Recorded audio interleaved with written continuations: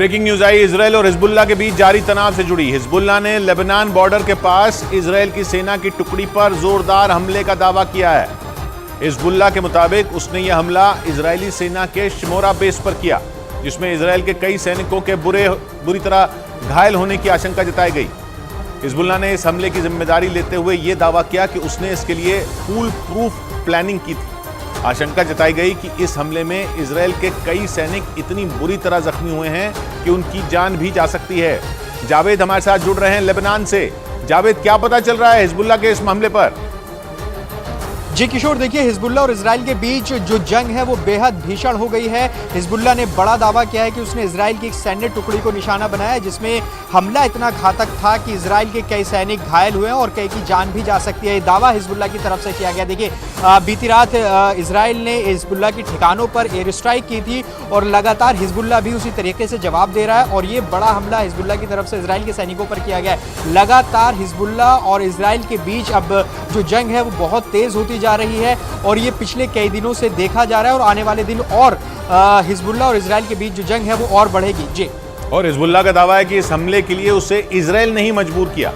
Hezbollah के मुताबिक Israel ने उसकी सीमा के अंदर धमाके किए, जिसमें लेबनान के कई लोगों की जान चली गई। उसका आरोप है कि इजरायल की सेना ने लेबनान के बेकसूर लोगों को निशाना बनाया और आधी रात में वहां जोरदार रॉकेट बरसाए।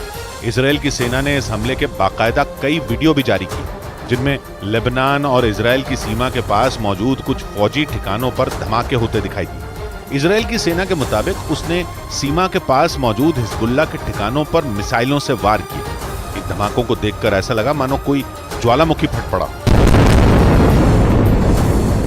इजरायल की सेना के मुताबिक उसने हिजबुल्लाह के अड्डों पर क्लस्टर रॉकेट से वार किया और सीना ठोक के इसकी जिम्मेदारी भी ली।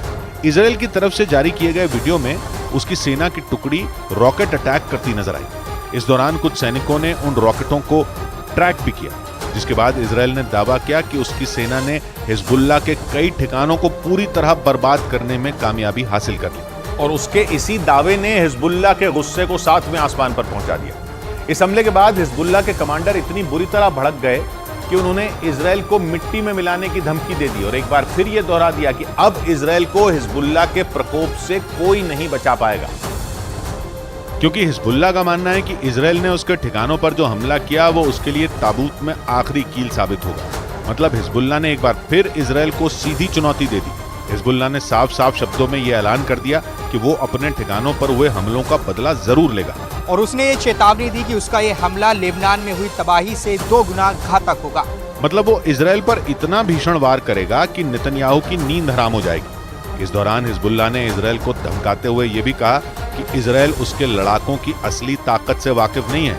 मतलब उसने साफ कर दिया कि लेबनान बॉर्डर पर तनाव अब कम नहीं होने वाला, क्योंकि हिजबुल्लाह की चेतावनी के मुताबिक वो अब इजरायल पर अब तक के सबसे बड़े हमले का मन बना चुका है। लेकिन इस बीच इजरायल ने साफ कर दिया कि वो लेबनान बॉर्डर पर जंग के लिए तैयार बैठे चरमपंथी संगठन हिजबुल्लाह से लड़ाई नहीं लड़ना चाहता। इजरायल के रक्षा मंत्री ने ऐलान कर दिया कि हिजबुल्लाह से टकराने का उनका कोई प्लान नहीं है।